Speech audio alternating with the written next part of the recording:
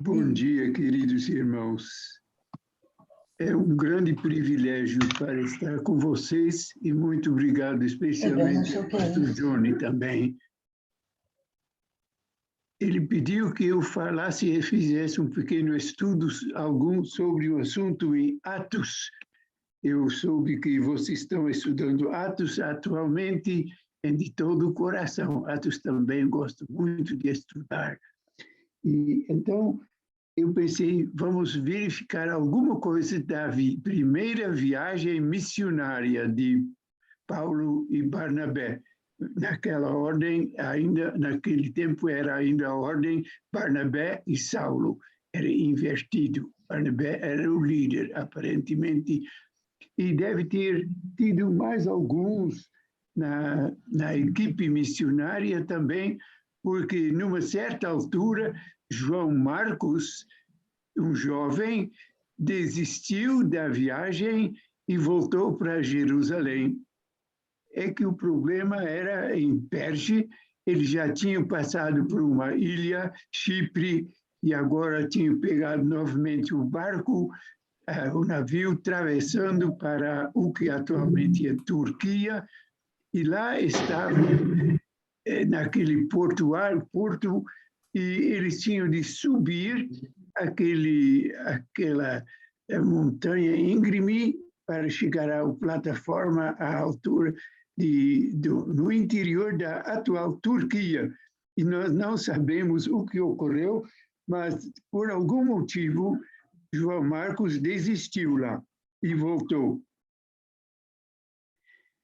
Depois, este acontecimento na primeira viagem seria a causa ainda de um desentendimento sério entre Barnabé e Saulo. Barnabé queria levar o João Marcos de novo.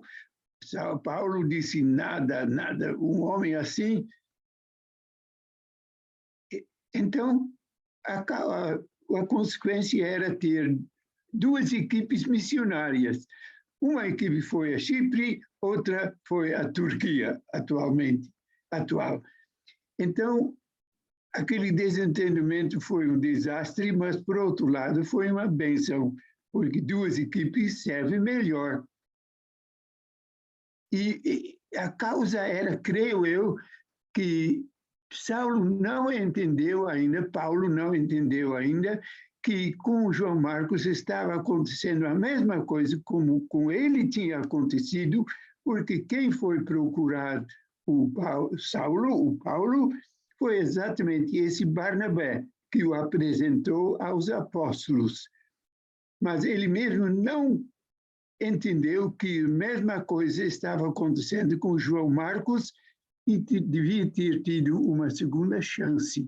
De qualquer forma, agora tinha duas equipes missionárias. E Barnabé e Saulo continuaram servindo. Subiram aquela subida íngreme e finalmente chegaram em Antioquia. Era uma outra Antioquia, eles tinham sido mandados pela igreja em Antioquia, lá em Síria, mas tinha muito mais lugares desse nome. Era Antioquia da Pisídia. Dá para ouvir bem? Antioquia da Pisídia. Estão me ouvindo bem, sim. Tá bom. E por isso eu vou ler de Atos 13, 32 até 39. Atos 13, 32. Alguma coisa sobre aquela mensagem do apóstolo Paulo na sinagoga lá daquela cidade Antioquia da Pisídia, falando sobre Jesus Cristo, Jesus, o Messias. Os ouvidos devem estar tinindo, sem dúvida, que foi esse Jesus que foi morto, ele foi ressurreto também.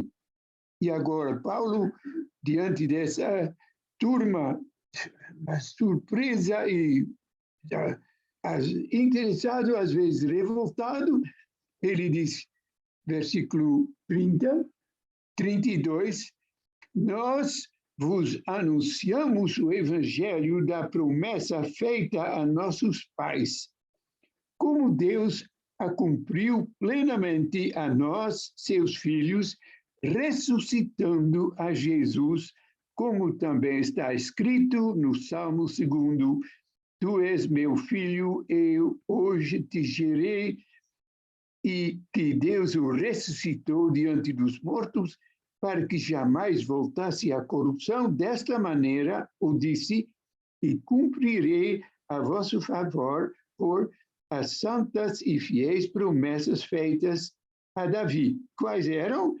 Por isso também disse em outro salmo, era Salmo 16, não permitirás que o teu santo veja corrupção.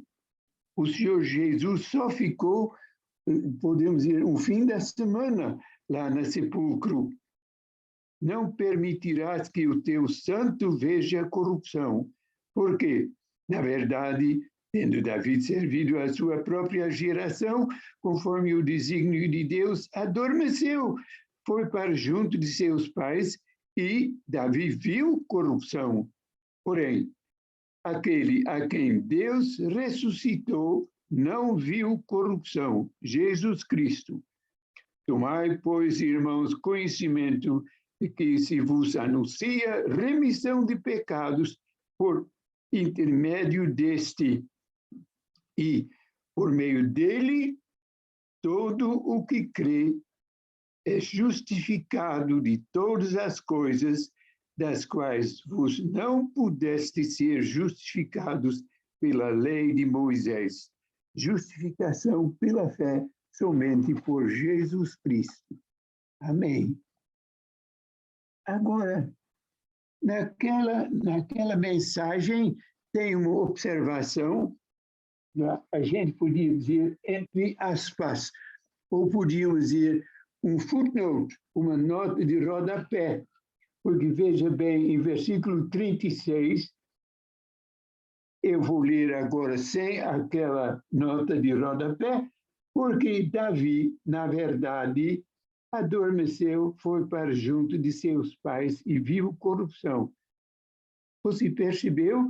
Eu deixei de lado a nota de rodapé, porque é um acréscimo, uma informação que não faz diferença propriamente à argumentação. Se fôssemos ler assim, sem esta, como eu fiz, não mudaria nada o sentido e a mensagem seria clara, porque, na verdade, Davi adormeceu. Mas por que, então, tem essa informação sobre Davi?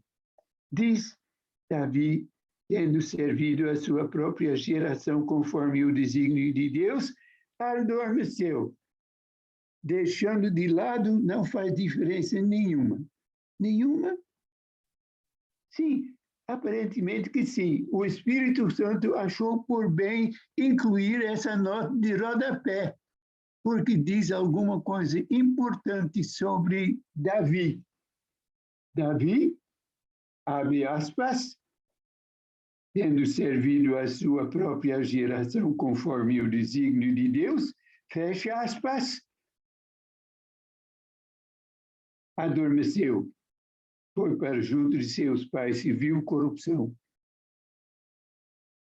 Mas eu queria falar alguma coisa sobre essa nota de rodapé, sobre essa informação quase redundante que a gente podia ser eliminado, mas o Espírito Santo achou por bem incluí-la. E tem três coisas que o Senhor está dizendo sobre Davi. Em primeiro lugar, ele serviu. Em segundo lugar, a sua própria geração. Em terceiro lugar, conforme o desígnio de Deus. Diz, em primeiro lugar, Davi serviu. Logo, nós do Novo Testamento nos lembramos que esse Davi era um tipo do Senhor Jesus Cristo. E lá em Marcos 10 diz que o Senhor Jesus veio não para ser servido, mas para servir. e o maior serviço que ele fez para nós, que ele serviu, desculpe que estou dizendo assim, mas que ele serviu como ovelha de Páscoa, como ovelha para ser morto. Ele serviu. Ele serviu para por causa de nós, irmãos. Então, nós temos de servir ao Senhor também, e eu devia dizer, nós temos o privilégio de servir ao Senhor, mas tem um limite, porque às vezes estamos cansados de servir. Sempre servir, ou pior ainda, podemos servir bem, mas servir a nós mesmos, dominar.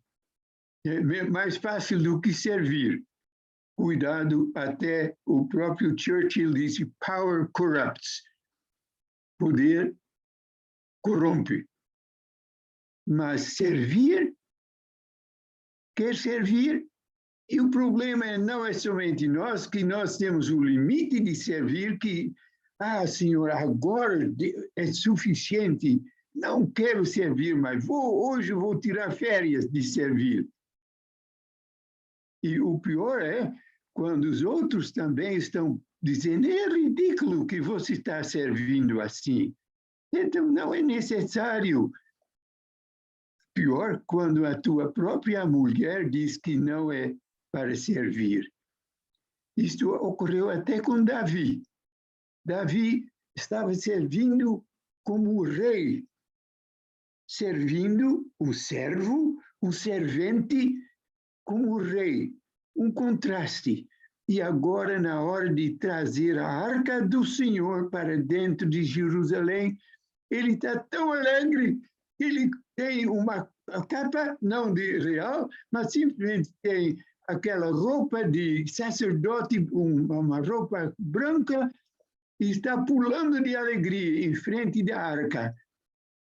E, por coincidência, a mulher dele, o primeiro amor dele, Mical, a filha de Saul, né, está vendo pela janela, está observando o seu marido pulando lá como um doido em frente da arca e o desprezou.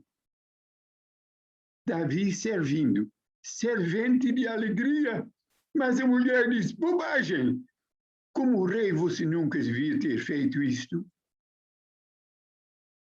Mas Jesus não tinha limite de servir.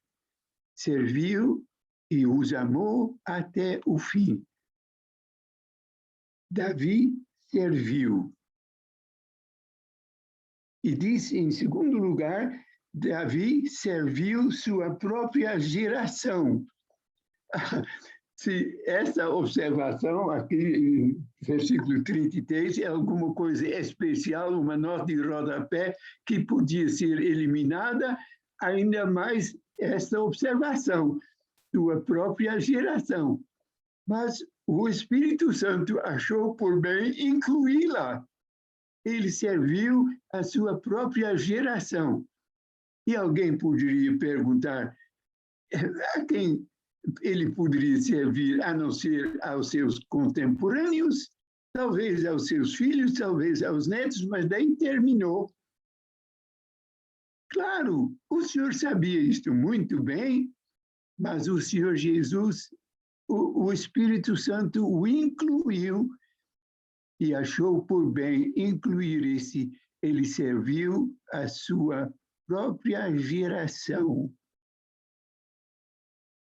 Quer dizer, no seu contexto de problemas políticos, sociais, todos esses problemas que tinha naquela época, e qual era o contexto de Davi quando ele estava servindo, o contexto não era muito agradável. Esses filisteus eram uma coisa terrível. Cada vez, de novo, eles invadiram Israel e tinham problema. E onde eles moravam? Exatamente na faixa de Gaza.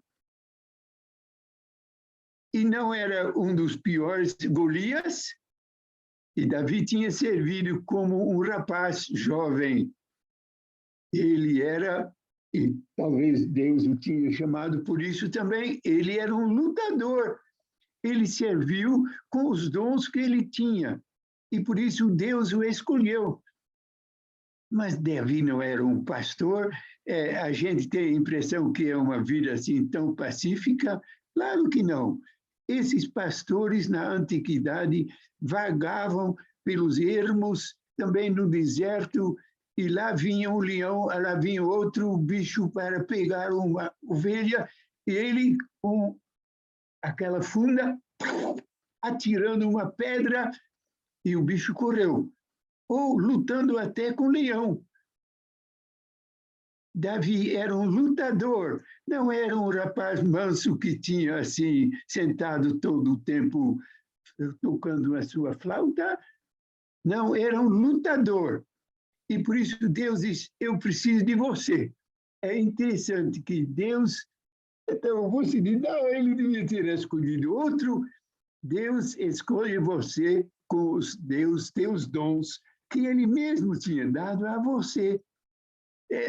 Outros talvez possam achar um pouco esquisito que você foi chamado para ajudar na obra de Deus, mas Deus diz, eu chamei você, eu quero santificar os teus dons e venha cá, pastor de ovelhas. Mas subiu a ser um general. Mas é interessante que esse general não se esqueceu que ele era um servo, porque o servo é um servente que simplesmente tem de fazer o que o dono dele manda. Ele é um general que simplesmente manda e o soldado vai. Mas esse general pede orientação a Deus. Eu não vou ler todos esses versículos, mas em 1 Crônicas, você acha, 14, né, como Deus disse que ele tinha de fazer alguma coisa contra os filisteus. Os filisteus estavam incomodando novamente, invadindo a Terra Santa. E note bem, esses filisteus não pertenciam aos povos que tinham de ser eliminados. Não, Deus deixou esses filisteus. Era uma banda diferente. De fato, não eram cananeus, de forma alguma, eles mesmos eram invasores, eles tinham vindo de Creta, da ilha de Creta, uns 200 anos antes, e lá estavam lá.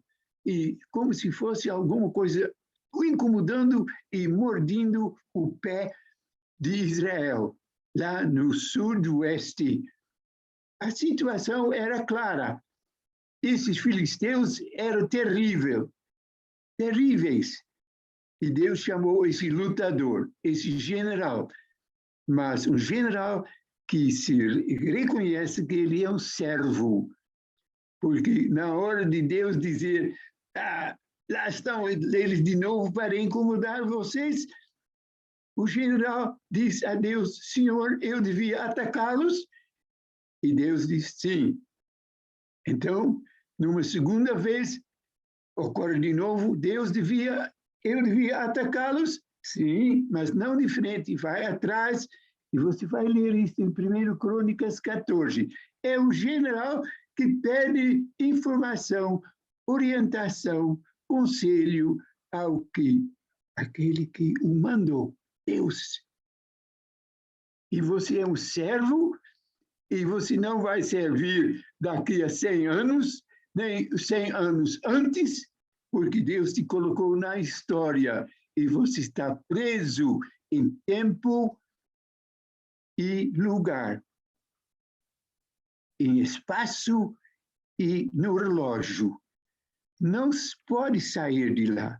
Você vai servir a tua própria geração ou não vai servir a ninguém. Hic et nunc, como diziam os romanos, aqui e agora, né?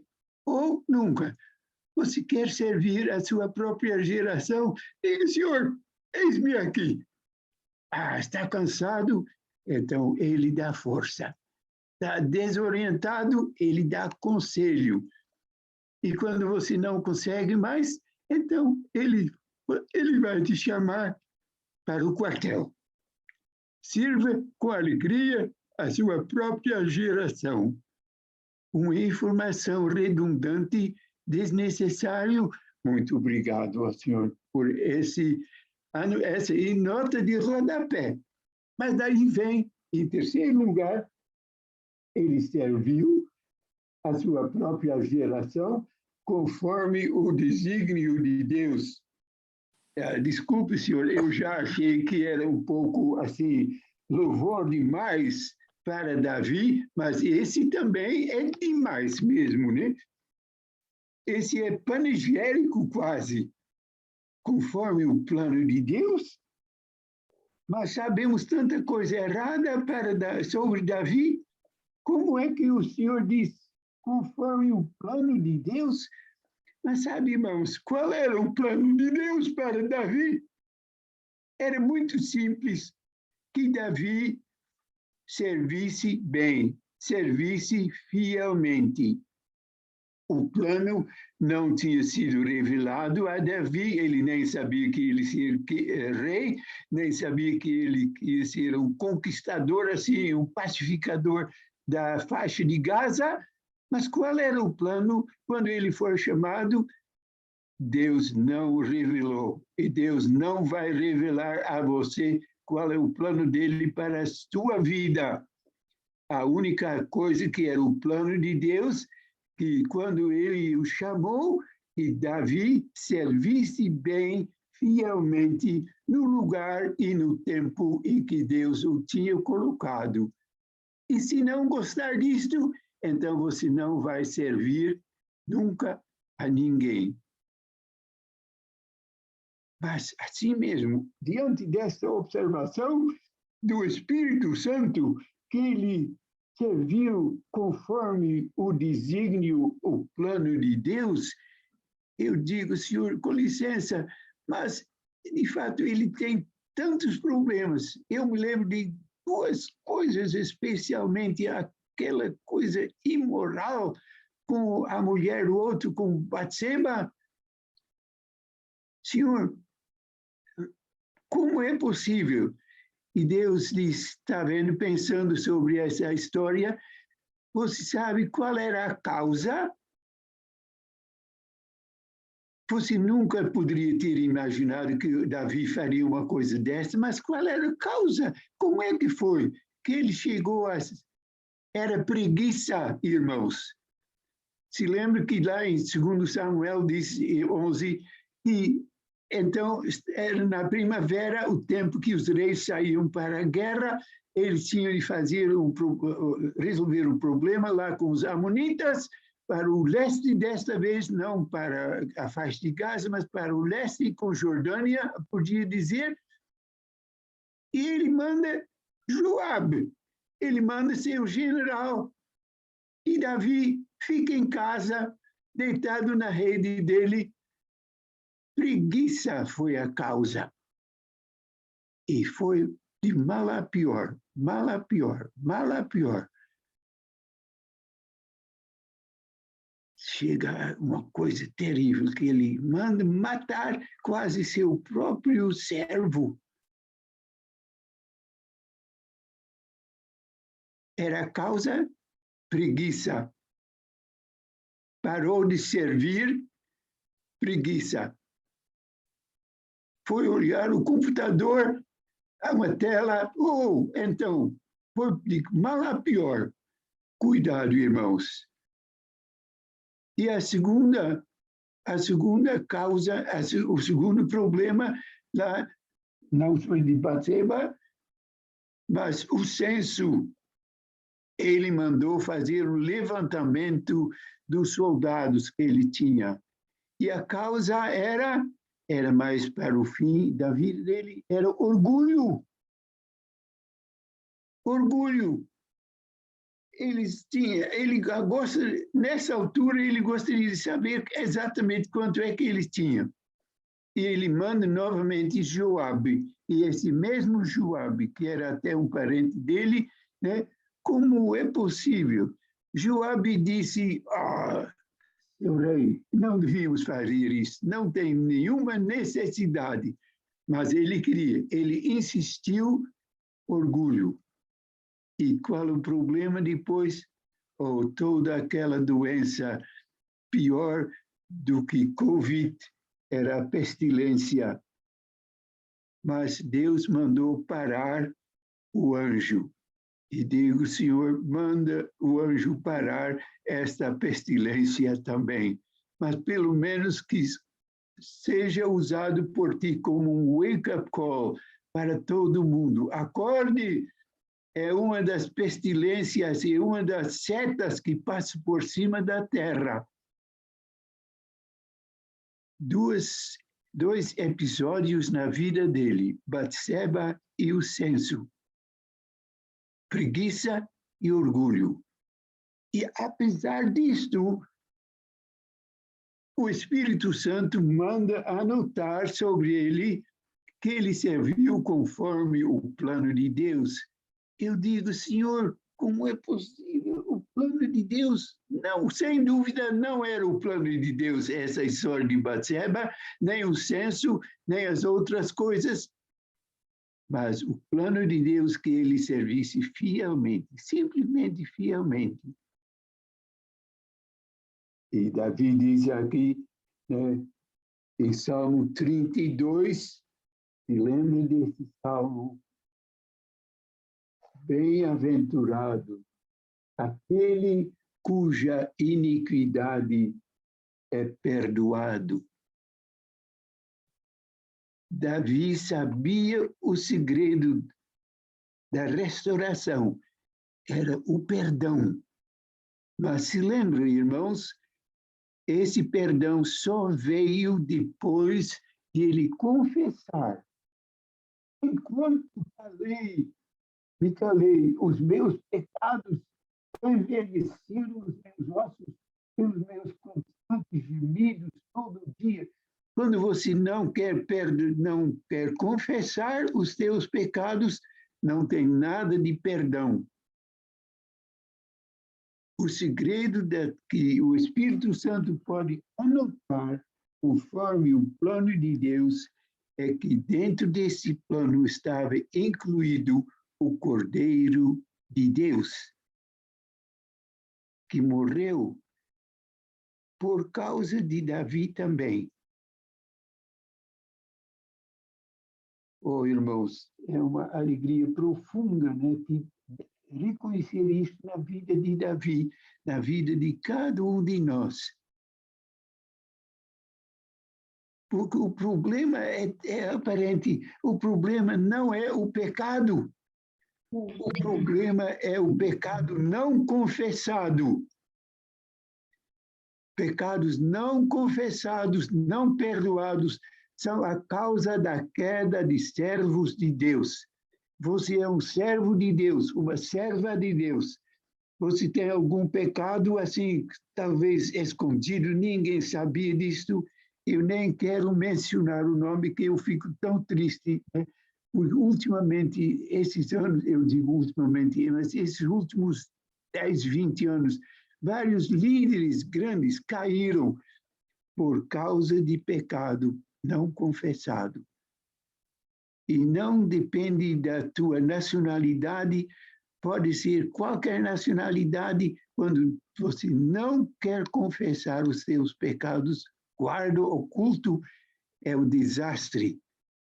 Não somente para a tua vida, mas para a Igreja de Deus. Senhor, use-nos, cada um de nós, e que possamos servir conforme o plano que tu tens para com a nossa vida. O segredo não o problema não é pecado, mas o problema é o pecado não. E por isso eu quero dizer a vocês, honestamente, por causa disto, dos versículos chaves na minha vida tem sido Salmo 69, versículo 6. Não sejam envergonhados por minha causa os que esperam em ti, ó Senhor, Deus dos exércitos. Lá está Davi, ele está orando. não sejam envergonhados por minha causa. Quando eu tive o privilégio de servir lá no seminário, eu vi esses queridos irmãos todos. Eu disse, irmãos, podia acontecer com você, podia acontecer comigo também. E a Igreja de Deus vai chorar por causa de nós. Tristes, envergonhados, assustados. Não sejam envergonhados por minha causa, os que esperam em ti, ó Senhor, Deus dos exércitos.